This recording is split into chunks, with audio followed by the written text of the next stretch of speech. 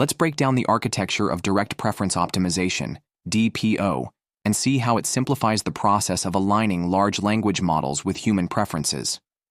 Unlike traditional methods, DPO removes the need for a separate reward model and reinforcement learning, making the training process more efficient.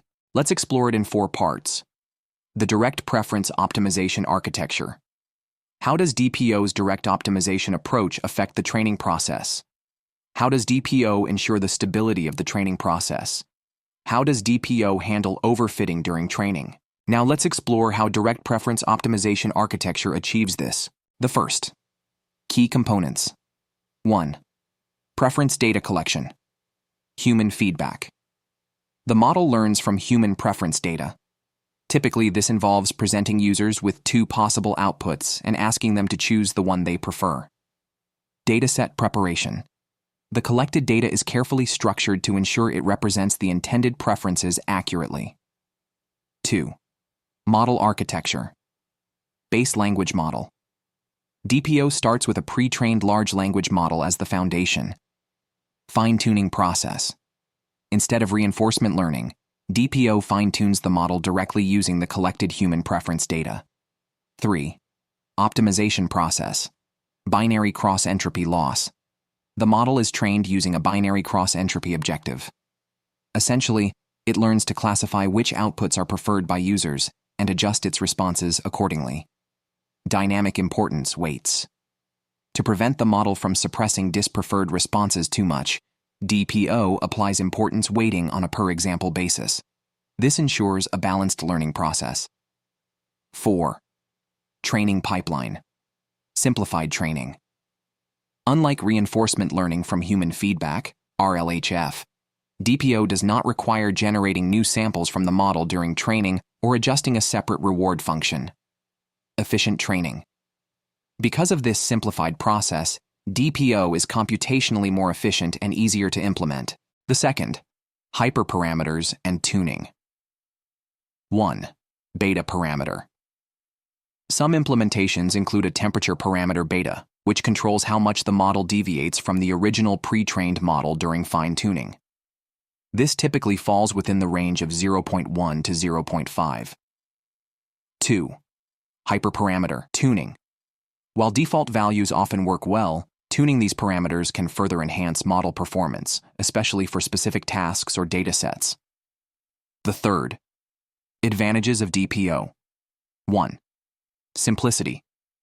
Eliminates the need for a reward model and reinforcement learning, making training more straightforward. 2. Efficiency. Requires less computational power and data than traditional alignment methods. 3. Stability. Reduces biases and instability that can arise from reward model misalignment. In summary, DPO provides a streamlined and efficient method for aligning LLMs with human feedback. By eliminating unnecessary complexity, it offers a powerful alternative to reinforcement learning-based approaches while maintaining strong performance and stability. Now, let's break down how direct preference optimization, DPO, simplifies and improves the training process compared to traditional methods like reinforcement learning from human feedback. DPO's direct optimization approach brings several key benefits to the table. The first, simplification of the training pipeline. 1. Elimination of intermediate steps. One of the biggest advantages of DPO is that it doesn't require a separate reward model, which is a crucial part of RLHF. By skipping this step, DPO reduces both the complexity and the computational load that comes with training and tuning a reward model. 2. Direct use of human feedback. DPO directly incorporates human preference data into the training process. This means the model learns from explicit human feedback without needing an extra evaluation step, which is common in RLHF. The second, enhanced efficiency. 1. Reduced computational resources. Since DPO doesn't need a reward model and simplifies the overall process, it requires less computational power and data compared to RLHF. This makes it more efficient in terms of resources. 2. Faster convergence. DPO can reach optimal performance more quickly. By directly optimizing based on human preferences, it skips the iterative sampling and evaluation steps that are typical in RLHF, leading to faster convergence. The third, Stability and performance. 1. Stability. DPO is less likely to suffer from the errors and biases that can arise from inaccurate reward models. This means the model's performance tends to be more stable and consistent. 2. Performance. Despite being a simpler method, DPO can achieve performance that's equal to or even better than traditional methods like RLHF when it comes to aligning language models with human preferences. The fourth, methodological differences. 1. Binary classification approach.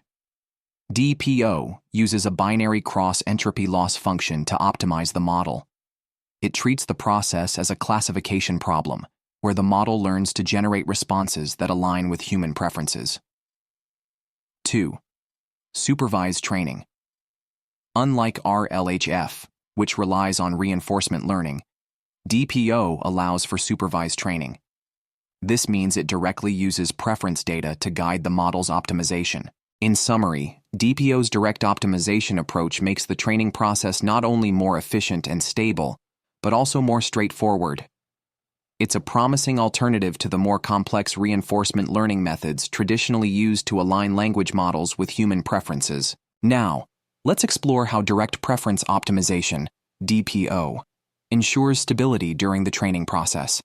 DPO relies on a few key mechanisms to keep things running smoothly and avoid the common issues found in traditional methods like reinforcement learning from human feedback. The first, elimination of reward model complexity. 1. Reduced risk of bias. One of the main advantages of DPO is that it eliminates the need for a separate reward model. This significantly reduces the risk of inheriting biases from the training data, something that can lead to unstable behavior in models trained with traditional reinforcement learning methods like RLHF. 2. Simplified training process. DPO simplifies the entire training pipeline by directly optimizing the model based on human preference data. This means fewer steps and less complexity, which in turn reduces the potential for instability that often arises when training and adjusting a separate reward model. The second, direct optimization approach. 1. Binary classification. DPO uses a binary cross-entropy loss function to optimize the model based on human preferences. This approach treats the optimization process like a classification problem, which is generally more stable than the iterative sampling and evaluation used in reinforcement learning methods. 2. Stable policy updates. Reinforcement learning algorithms can sometimes cause drastic and unpredictable changes in model behavior. DPO's direct optimization method ensures that updates to the model are more controlled and aligned with human preferences, avoiding sudden or erratic changes. The third, efficiency and reduced computational overhead. 1. Lower computational requirements. Because DPO doesn't need a reward model, it requires significantly less computational power compared to methods like RLHF. This reduces the likelihood of computational instability or errors that can occur during training. 2. Faster convergence. DPO is also more efficient, allowing the model to converge faster. This leads to more stable performance since the model aligns with human preferences in less time. The fourth, quality of preference data. The stability of DPO's training process relies heavily on the quality of the human preference data. High-quality data ensures that the model consistently learns to prioritize the right outcomes, maintaining stability and performance over time. In summary, DPO's stability comes from simplifying the training process, reducing bias, ensuring controlled updates, and relying on high-quality preference data. These mechanisms make DPO a more stable and efficient method compared to traditional reinforcement learning techniques. Now let's talk about how direct preference optimization, DPO, deals with overfitting during training. DPO faces some challenges related to overfitting, especially when the model suppresses dispreferred examples too much. The first, challenges of overfitting in DPO. 1. Overfitting on dispreferred samples. One issue with DPO is that it tends to overfit on dispreferred samples by pushing their probabilities close to zero. This can result in overly long and repetitive model outputs, lacking diversity. By focusing too much on suppressing undesired responses, the model might also lose useful traits present in those dispreferred examples. 2. Limited generalization. If the training dataset isn't diverse enough, the model might overfit to certain preferences or user groups. This can prevent the model from generalizing well to new, unseen data. The second. Strategies to mitigate overfitting. 1. Data quality and diversity. The first step in reducing overfitting is ensuring that the training dataset is diverse and representative. By collecting data from a variety of sources, the model learns to generalize better and avoid overfitting to narrow preferences or specific user groups. 2. Regularization techniques. Orthogonal fine-tuning. One method to help prevent overfitting is through techniques like weight-rotated preference optimization. This keeps the relative angles between neurons unchanged during training, preserving the model's diversity. Loss function modifications. There are also techniques like DPO positive that modify the loss function to prevent the model from overly reducing the probability of positive examples, helping maintain output diversity. Combining with other loss functions. You can also combine DPO with other loss functions, like negative log likelihood, to provide additional regularization and help control overfitting. 3. Adjusting training parameters. Another approach is adjusting the training parameters, such as the alignment intensity. This helps control how strongly the model suppresses dispreferred completions, balancing alignment with the need for diversity in the output. The third. Future directions. 1. Improved regularization methods. In the future, developing better regularization techniques will be essential. These methods should strike a balance between improving the model's alignment with human preferences and maintaining its ability to express diverse behaviors. 2. Data augmentation and diversification. Expanding the dataset through augmentation techniques can help reduce the risk of overfitting by introducing more variability into the training process.